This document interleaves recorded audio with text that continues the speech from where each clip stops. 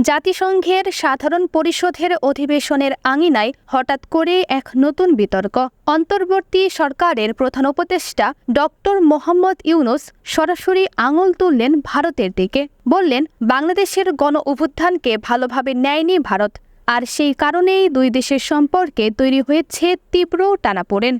ভারতীয় সংবাদ মাধ্যম এনডিটিভি জানিয়েছে, বৃহস্পতিবার যুক্তরাষ্ট্রের দক্ষিণ ও মধ্য এশিয়া বিষয়ক বিশেষ দূত সার্জিও গোরের সঙ্গে বৈঠকে ভারত প্রসঙ্গে খোলাখুলি মত দেন ডক্টর ইউনূস। মাত্র এক মাস আগে মার্কিন প্রেসিডেন্ট ডোনাল্ড ট্রাম্প সার্জিও গোরকে ভারতের নতুন রাষ্ট্রদূত হিসেবে নিয়োগ দেন। বৈঠকে প্রধান উপদেষ্টা বলেন, ছাত্ররা গত বছর যা করেছে সেটি ভারত পছন্দ করেনি। এ কারণেই ভারতের সঙ্গে সমস্যা তৈরি হয়েছে। ভারতীয় মিডিয়াগুলো ভুয়া খবর ছড়িয়েছে, এমনকি বাংলাদেশের গণবিপ্লবকে তারা ইসলামী আন্দোলন হিসেবে প্রোপাগান্ডা করেছে। এছাড়া তিনি অভিযোগ করেন, সাবেক স্বৈরাচার প্রধানমন্ত্রী শেখ হাসিনাকে ভারত আশ্রয় দিয়ে পরিস্থিতি আরও জটিল করেছে। ডক্টর ইউনূসের ভাষায়, ভারত হাসিনাকে আশ্রয় দিয়েছে, যিনি সমস্যার সৃষ্টি করছেন। এগুলো দুই দেশের সম্পর্কে উত্তেজনা তৈরি করছে। প্রধান উপদেষ্টা সার্ক নিয়েও হতাশা প্রকাশ করেন। তিনি বলেন, সার্ক কাজ করছে না, কারণ একটি দেশের রাজনীতির সঙ্গে এটি ফিট হচ্ছে না।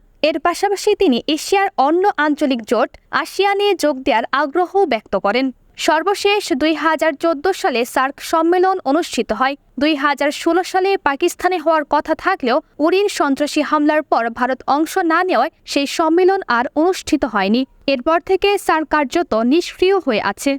ভারত যদিও এখনও সার্কের সদস্য, তবে তারা পাকিস্তানকে বাদ দিয়ে গড়ে তোলা বিমস্টেককে বেশি গুরুত্ব দিয়ে থাকে। এমনকি ভারতের পক্ষ থেকে বাংলাদেশকে বিভিন্ন বার্তা দেওয়া হয় এই বিমস্টেক প্ল্যাটফর্মের মাধ্যমে। সর্বশেষ বিমস্টেক সম্মেলনে ভারতের প্রধানমন্ত্রী নরেন্দ্র মোদীর সঙ্গেও সাক্ষাৎ করেছিলেন ডক্টর মোহাম্মদ ইউনূস।